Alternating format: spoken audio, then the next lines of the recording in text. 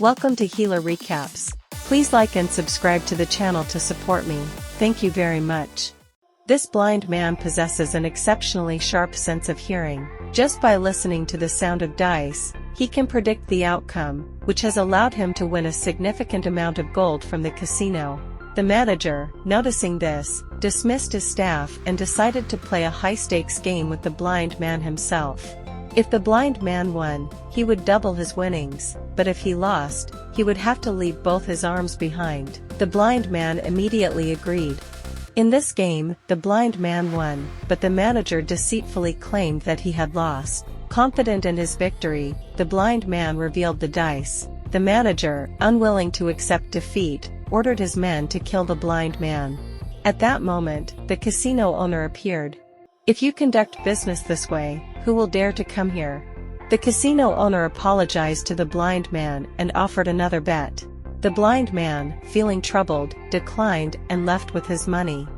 On his way out, he was confronted by the casino's assassins, who told him he could only take the money if he survived. The blind man calmly placed his sword down, and a fierce battle ensued.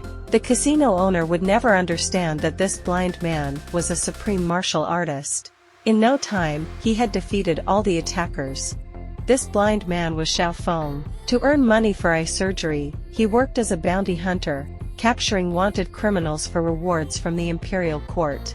On his way back, he accidentally walked into a wedding, mistaking it for a tavern. After smelling the fragrant wine, he asked the bride to fill his flask. When he realized it was a wedding, he decided to leave. The kind bride invited him to stay for the feast.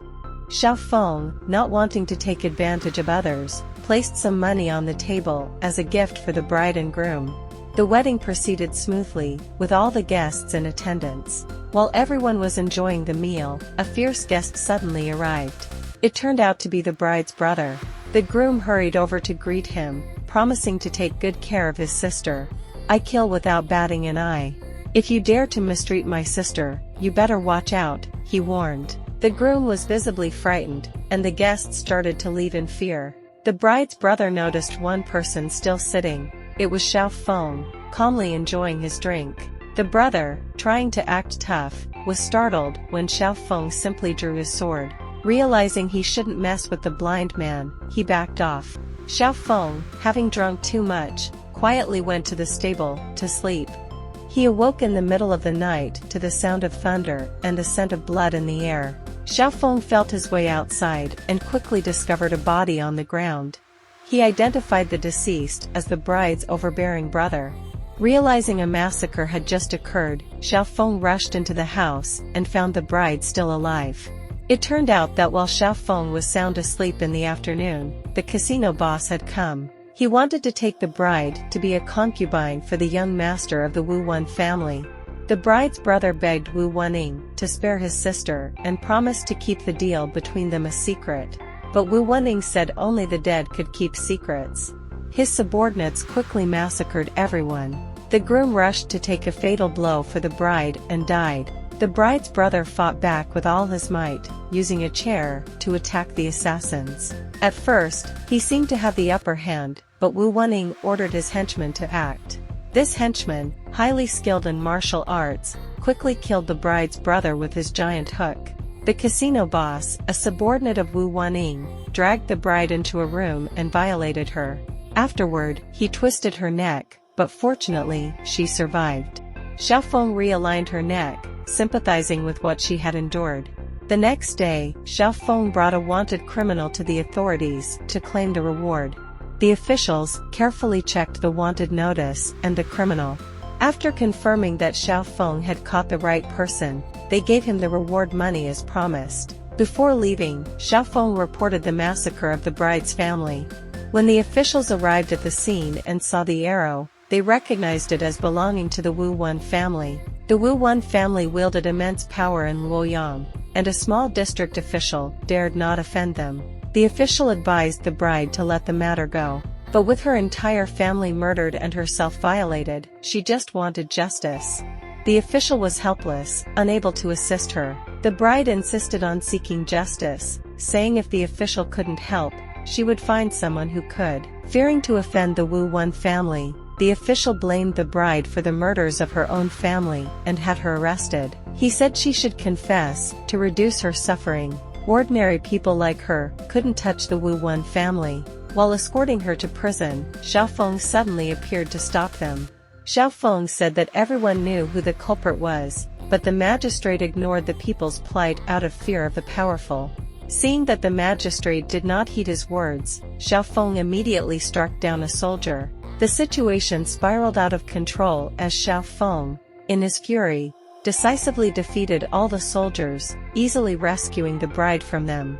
The magistrate warned Xiaofeng that challenging the Wu Wan family would leave him with no way out. Ignoring the warning, Xiaofeng knocked out the magistrate. The bride was surprised at Xiaofeng's exceptional martial arts skills and begged him to help her get revenge.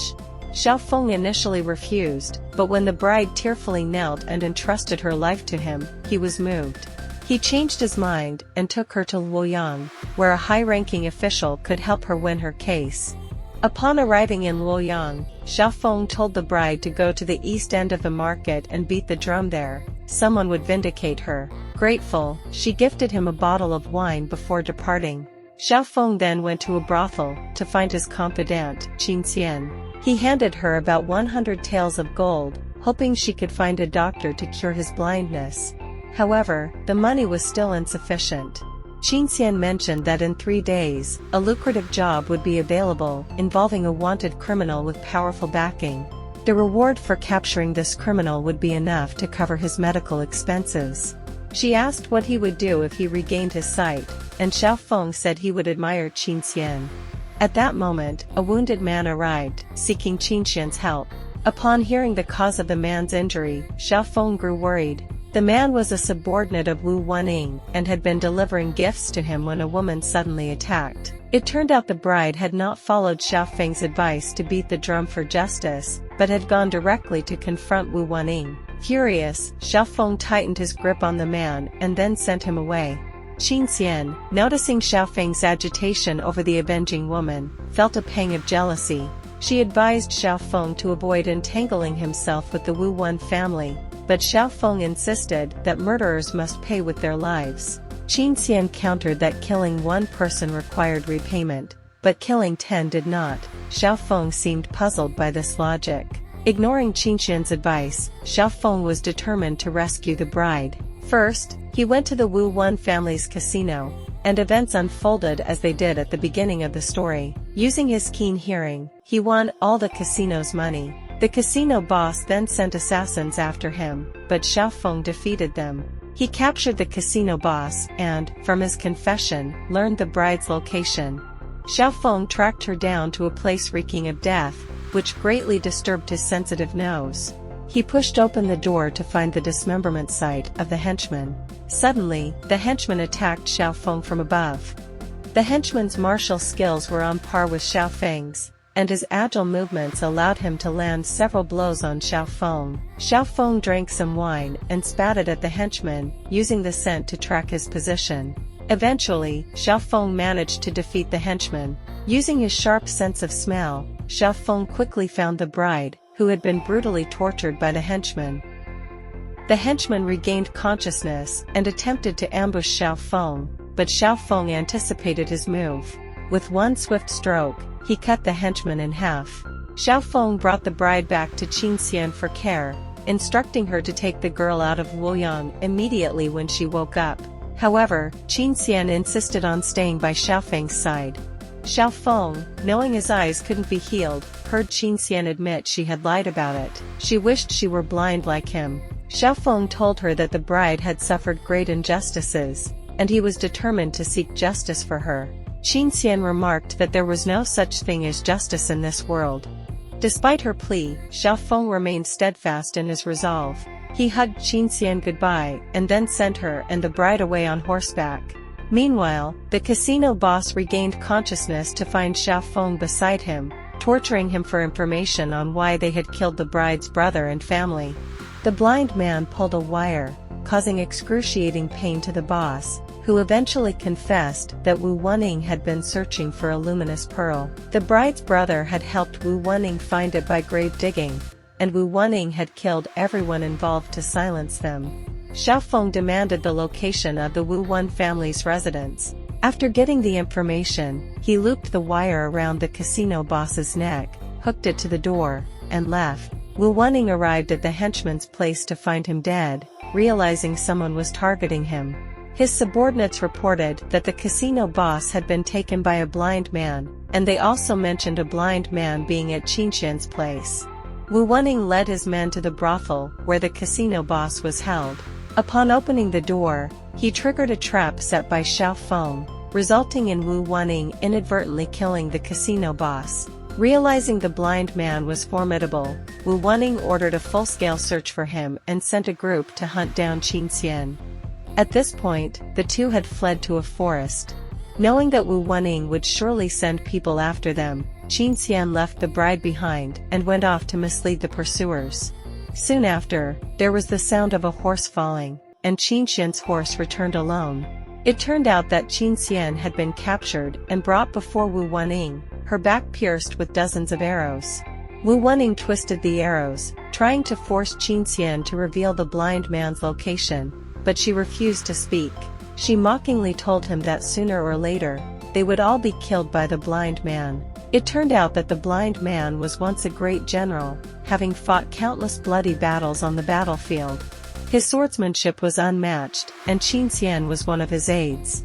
The blind man sought out the Grand General of the imperial court, who was once his comrade in arms. He asked the general not to marry his daughter to Wu Wanning, out of respect for their old friendship. The general immediately sent people to the Wu Wan family to annul the marriage and punished Wu Wanying's father with a slap. The father, enraged by this, vented his anger on his son.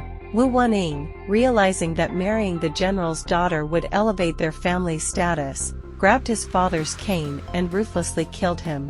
The next day, the girls at the brothel were abuzz, looking down at the street where Wu Wanying's men had thrown Qinxian's body into the river.